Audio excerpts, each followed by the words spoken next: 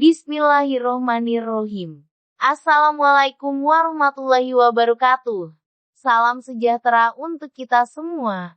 Bertemu lagi dengan saya, Supriyanto. Saya sangat senang hari ini karena mendapatkan kesempatan untuk bertemu lagi dengan teman-teman mahasiswa Sekolah Tinggi Ilmu Ekonomi Insan Pembangunan. Semoga kita senantiasa diberikan kesehatan, kebahagiaan, kesuksesan, dan dimudahkan segala urusannya, serta dilindungi dari segala mara bahaya khususnya COVID-19. Amin ya robbal alamin.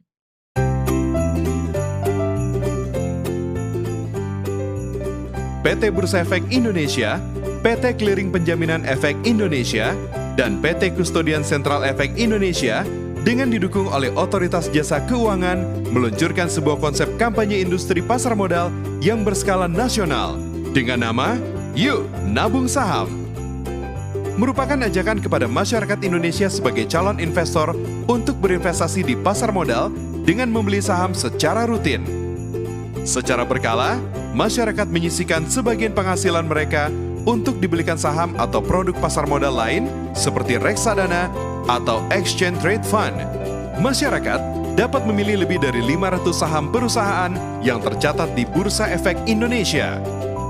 Yuk Nabung Saham diharapkan dapat menjadi suatu gerakan nasional yang dapat membawa masyarakat Indonesia tidak hanya gemar menabung uang di bank, tapi juga gemar berinvestasi di pasar modal. Kampanye Yuk Nabung Saham akan dikomunikasikan secara massal di berbagai media seperti televisi, radio, koran, media sosial, dan berbagai event yang berskala nasional. Kampanye ini juga akan diikuti dengan kegiatan edukasi pasar modal yang akan secara masif menjangkau masyarakat di seluruh wilayah Indonesia. Bursa Efek Indonesia bekerjasama dengan perusahaan sekuritas, manajer investasi, perusahaan tercatat, Galeri Investasi BEI dalam mengkomunikasikan Yuk Nabung Saham secara bersama-sama. Dengan menggunakan fasilitas auto debit, maka pembelian saham atau produk pasar modal lain akan secara otomatis dilakukan sesuai dengan instruksi yang telah diberikan masyarakat kepada perusahaan sekuritas atau manajer investasi yang dipilih. Dengan meningkatnya pengetahuan dan kesadaran masyarakat Indonesia untuk secara rutin berinvestasi di pasar modal, kinerja pasar modal Indonesia dapat dinikmati oleh lebih banyak masyarakat Indonesia. Investasi cerdas untuk masa depan yang sejahtera. Yuk Nabung Saham. Saham itu apa sih? Masih ketar-ketir ketika mendengar kata saham. Masih awam ketika mendengar bisnis di pasar modal saham. Udah gak zamannya tuh. Kini berbisnis pasar modal saham itu asyik dan menguntungkan. Sebelum tahu lebih banyak tentang manfaat hebat berbisnis saham, yuk kita review sejenak mengenai pertumbuhan pasar modal saat ini.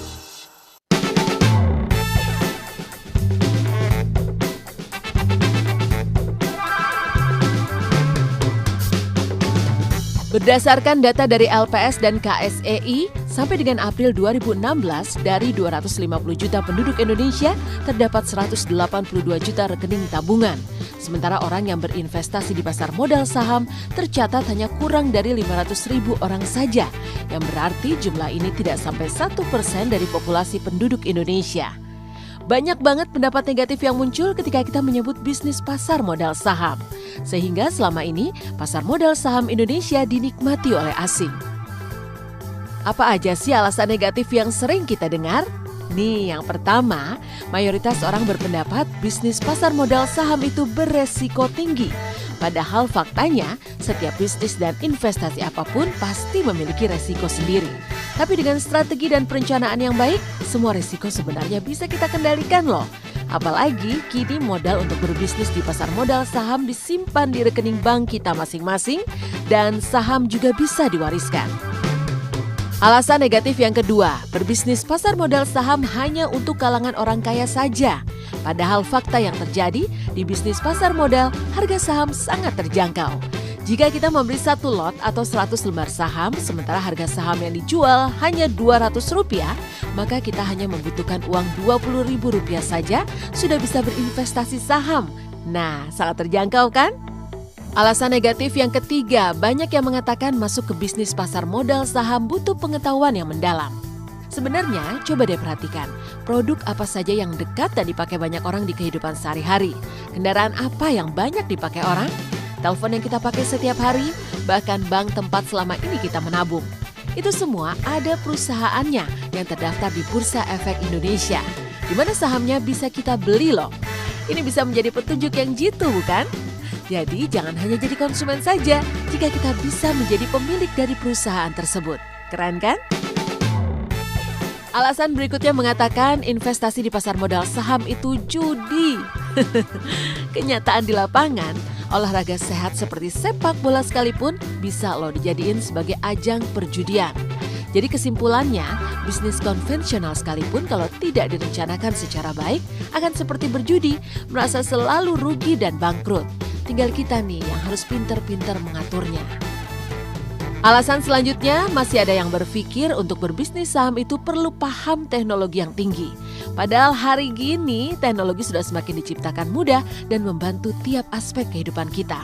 Termasuk bisnis saham, sudah banyak aplikasi dan software yang diciptakan untuk membantu Anda investor saham. Udah nggak zamannya nih Anda merasa tidak punya waktu untuk bisnis pasar modal saham. Sekarang, asal Anda bersahabat dengan internet, semua bisa dilakukan kapan saja, di mana saja tanpa batas ruang dan waktu. Secara sederhana, apa sih pasar modal saham itu? Kita ibaratkan dengan prinsip bisnis gerobak bakso. Sebut saja Pak Joko yang berkeinginan memulai bisnis jualan bakso gerobak. Dia butuh modal 4 juta rupiah di awal. Pak Joko hanya punya modal 1 juta rupiah. Apa yang mesti dilakukannya? Pak Joko akan mengajak 3 orang temannya untuk bergabung bersama bisnis jualan baksonya dengan menyumbang masing-masing 1 juta. Jika kemudian bisnis bakso itu berkembang dan menghasilkan keuntungan 4 juta, maka Pak Joko wajib membagi ke 3 temannya dengan keuntungan masing-masing 1 juta. Jika nantinya ada salah satu dari rekan bisnis Pak Joko yang mengundurkan diri dari kongsi itu, maka ia bisa menjual hak dagangnya kepada teman lainnya dengan harga yang lebih tinggi. Nah, seperti ini jugalah prinsip bisnis pasar modal saham. Menarik kan? Mengapa berbisnis pasar modal saham itu hebat dan mengasyikan? Karena lewat bisnis ini kita akan mendapat banyak keuntungan. Selain itu, ini adalah bentuk investasi yang resmi, dilindungi dan didukung oleh pemerintah. Apa aja sih keuntungan dari investasi di pasar modal saham? Pertama adalah keuntungan dari selisih harga beli dan jual saham yang kita sebut istilahnya dengan capital gain. Kedua, pembagian keuntungan dari perusahaan yang biasa disebut sebagai dividen. Jika kita punya 10.000 lembar saham dari suatu perusahaan dan kemudian ada keuntungan Rp100 per lembarnya yang diberikan kepada pemegang saham, kebayang dong berapa banyak keuntungan yang akan kita dapatkan. Dengan berinvestasi saham, kita juga bisa ikut hadir di RUPS atau Rapat Umum Pemegang Saham yang digelar perusahaan dari saham yang kita beli. Karena kita sudah resmi menjadi pemilik dari perusahaan itu, bahkan walau kita cuma punya 1 lot saham saja. Asik kan? Supaya semakin asik, Anda perlu menyimak baik-baik ilustrasi berikut ini. Pada 1 Januari 1993, harga saham PT Unilever Indonesia Rp23.600. Saham ini banyak dipilih karena lebih dari 100 juta penduduk Indonesia menggunakan produk ini sehari-hari. Jika kita membeli 500 lembar saham, maka kita harus menginvestasikan uang kita sebesar Rp11.800.000. Lihatlah 23 tahun kemudian, harga saham perusahaan consumer goods ini melonjak jadi Rp52.333. Dengan menjual 500 lembar sahamnya, maka sekarang uang kita akan menjadi Rp2.606.041.000. Ini berarti ada keuntungan sebesar 21.985% selama 23 tahun atau 955,87% per tahunnya. Lihatlah pertumbuhan saham PT Astra International Tbk. 4 Januari 2000 harga sahamnya Rp3.825. Jika kita membeli 500 lembar saham, maka kita harus menginvestasikan uang kita sebesar Rp1.912.500. Saham dari perusahaan ini patut dilirik melihat kenyataan di lapangan, lebih dari 1 juta mobil dan 15 juta motor produksi perusahaan Astra hilir mudik di jalanan di Indonesia. Lihatlah, 16 tahun kemudian, harga saham perusahaan otomotif ini melonjak jadi Rp9.280. Dengan menjual 500 lembar sahamnya, maka sekarang ditambah dividen perusahaan, uang kita akan menjadi Rp87.185.600. Ini berarti keuntungannya mencapai 4.458% selama 16 tahun atau 266,95% per tahunnya. Inilah bisnis dengan keuntungan tak terbatas yang bisa diikuti oleh siapa saja dan lapisan masyarakat mana saja. Oke, sekarang siap dong untuk menjadi seorang miliuner dengan terjun ke bisnis dengan keuntungan tak terbatas. Pasar modal syariah memiliki dua peran penting, yaitu pertama, sebagai sumber pendanaan bagi perusahaan untuk pengembangan usahanya melalui penerbitan efek atau surat berharga. Kedua, sebagai sarana investasi bagi investor. Pasar modal syariah bersifat universal, dapat dimanfaatkan oleh siapapun tanpa melihat latar belakang agama, suku, dan ras tertentu. Pasar modal syariah merupakan bagian dari industri pasar modal Indonesia. Secara umum, kegiatan pasar modal syariah tidaklah berbeda dengan pasar modal pada umumnya. Namun demikian, terdapat karakteristik khusus yang terkait dengan penerapan prinsip syariah sebagaimana diatur dalam peraturan OJK dan fatwa DSN MUI, yaitu efek dan mekanisme perdagangan efek yang tidak bertentangan dengan prinsip syariah. Adapun mekanisme perdagangan yang bertentangan dengan prinsip syariah seperti maisir atau kegiatan perjudian, goror yaitu ketidakjelasan, riba yaitu mensyaratkan kelebihan pengembalian berbentuk bunga. Untuk itu, pasar modal syariah menawarkan solusi tentang efek dan mekanisme perdagangan yang tidak bertentangan dengan prinsip syariah. Landasan hukum pasar modal syariah antara lain Undang-Undang Pasar Modal dan Undang-Undang OJK dan Fatwa DSN MUI. Terdapat beberapa jenis surat berharga atau efek syariah di pasar modal, seperti efek syariah yang pertama yaitu saham syariah. Secara konsep, saham tidak bertentangan dengan prinsip syariah karena saham merupakan bukti penyertaan modal kepada perusahaan dan investor akan mendapatkan bagi hasil berupa dividen. Namun demikian, tidak semua saham dapat langsung dikategorikan sebagai saham syariah. Suatu saham dapat dikategorikan sebagai saham syariah dikarenakan oleh dua sebab. Pertama, saham yang diterbitkan oleh perusahaan yang secara aktif mendeklarasikan sebagai perusahaan syariah sebagaimana tertuang dalam anggaran dasarnya. Kedua, saham yang diterbitkan oleh perusahaan yang tidak menyatakan kegiatan usaha perusahaan sesuai syariah. Namun, perusahaan tersebut memenuhi kriteria syariah sehingga sahamnya dapat ditetapkan sebagai saham syariah oleh OJK atau pihak penerbit daftar efek syariah. Untuk dapat disebut sebagai saham syariah, perusahaan penerbit harus memenuhi dua kriteria, yaitu pertama, kriteria kegiatan usaha. Kegiatan usaha perusahaan tidak boleh bertentangan dengan prinsip syariah, yaitu kegiatan usaha yang mengandung unsur perjudian, lembaga keuangan berbasis bunga, memproduksi, dan atau mendistribusikan, serta memperdagangkan barang atau jasa yang haram seperti minuman keras atau barang yang bersifat mudorot atau membahayakan.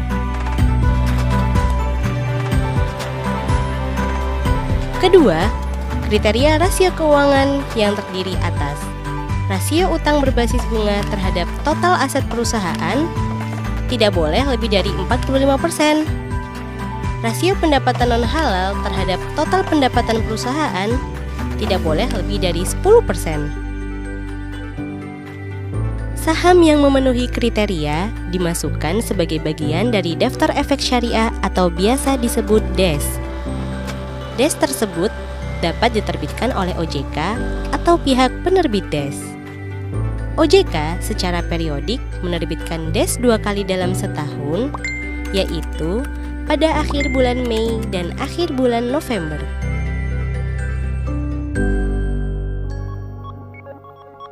Sebagai acuan investor, saat ini juga terdapat indeks saham syariah seperti Indeks Saham Syariah Indonesia atau yang disingkat ISI, yaitu indeks dari seluruh saham syariah yang tercatat di Bursa Efek. Jakarta Islamic Index atau yang disingkat JII, yaitu indeks 30 saham syariah dengan kapitalisasi pasar terbesar dan perdagangan teraktif. Ini adalah contoh laporan transaksi saham yang pernah saya lakukan pada tanggal 14 September 2018. Sebagai contoh, saya membeli saham ABBA atau ABA PT Mahaka Media Tbk dengan jumlah lot 7 dengan jumlah shares atau lembarnya 700 atau 7 dikali 100 lembar, satu lotnya sama dengan 700 lembar dengan price atau harganya adalah Rp152 per lembar. Sehingga total pembeliannya adalah Rp106.400 untuk 7 lot saham PT Mahaka Media. Yang kedua, MOLI atau PT Madusari Murni Indah Tbk. Saya membeli 8 lot dengan jumlah sharesnya atau jumlah lembarnya 800 atau 8 kali 100. Kemudian price-nya harganya adalah Rp1.180 per lembar. Sehingga total belinya adalah Rp944.000. Total pembelian dua saham tersebut adalah Rp1.050.400. Ini belum termasuk dengan fee atau biaya-biaya.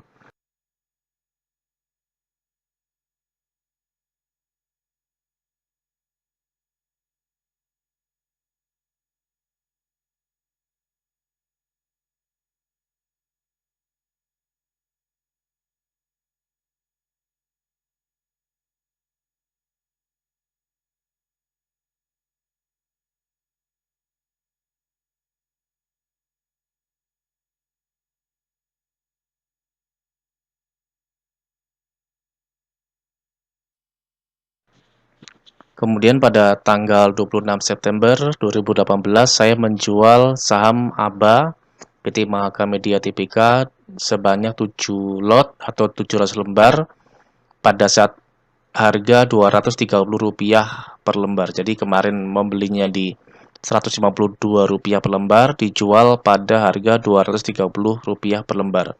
Sehingga total penjualannya adalah Rp161.000. Belum termasuk dengan biaya-biaya yang harus kita bayarkan. Pertama ada broker fee sebesar 0,125%, kemudian ada VAT 10% dari broker fee, kemudian CS levy 0,033%, kemudian KPI 0,01%. Kemudian pada saat jual itu dibebankan sales tax atau PPh sebesar 0,1%. Sehingga total penjualannya yang seharusnya saya terima 161.000 dikurangi dengan semua biaya termasuk pajak yang saya terima totalnya adalah Rp160.549. Jadi semua yang sudah saya jual tersebut sudah dikurangi dengan biaya-biaya. Jadi yang saya terima adalah Rp160.549. Kemudian saya melakukan pembelian lagi untuk saham Telekomunikasi Indonesia atau TLKM Tbk dengan jumlah lot 3, kemudian jumlah share-nya 300, kemudian price-nya Rp3.970 dengan total pembelian Rp1.191.000. Kemudian ditambah dengan broker fee sebesar 0,125%, kemudian ada VAT broker fee 10% dari broker fee, kemudian ada GSS levy, kemudian ada KPI. Totalnya untuk fee atau biaya-biayanya adalah total charge-nya Rp2.143. Jadi kalau untuk pembelian itu total pembelian ditambah dengan total charge atau total biaya-biaya. Sedangkan pada saat dijual itu total penjualan dikurangi dengan semua biaya-biaya.